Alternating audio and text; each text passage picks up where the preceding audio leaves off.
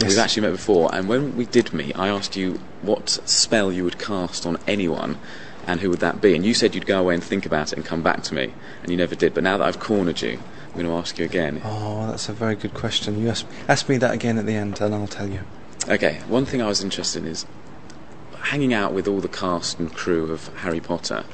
Obviously, once the final scene's been shot, do you all go your separate ways, or do you meet up in between and hang out together, drinks and dinner parties, etc.? Do you know, we spend so much time together that at the end of the day or the end of the working week, what you really want to do is to just see your family and see your friends, because we spend the average shooting week is about 60 hours or something crazy like that. So when you spend 60 hours with a bunch of people, 60 hours, they should get overtime for that. yeah, no, it's fairly intense. So there are a lot of friendships that build up, very close relationships, I think, which exist within that framework. And then beyond that, there's only so much time left for the other people in your life who you kind of love and need to be around. So we don't see much of each other outside. So you're saying no? Yeah, basically. Pretty much. If you can get away from them and avoid seeing them, you will. Well, you know what? It's good. It's lovely to see them whenever we see them. Like today's great because we're catching up with everybody. But I don't think you want to spend 7 days a week with anyone, do you? I don't think it's healthy. Probably not, no. Yeah. When I was outside, I said to someone I'm interviewing, David Yates, and they said, "Oh, who does he play?" And I said, "Oh, he's the director." But my question, if I was the director, I would have given myself a cameo. Have you ever tempted to stick yourself in, create a small part, pop up anywhere?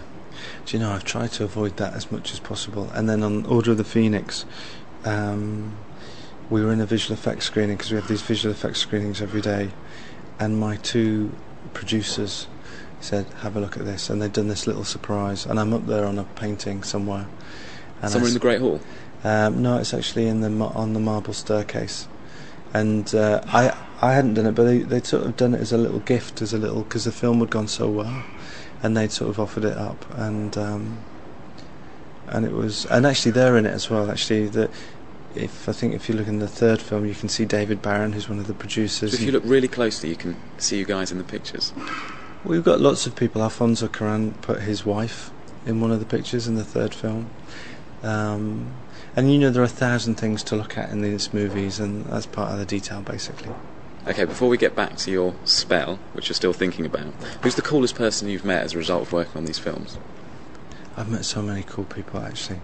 I adore the young cast more than anything. Dan, who's just very funny and witty, great to be around. Rupert, who's very sweet and a natural comedian, really gifted. Emma, who's really thoughtful and compassionate. But I'd say probably the coolest person of the bunch, I have to say, is probably David Heyman, the producer, because he's kind of got an ethos and an attitude which is really liberating. I mean, he's got a very positive set of values. He's kept the films here in the UK. He kind of had them right from the beginning.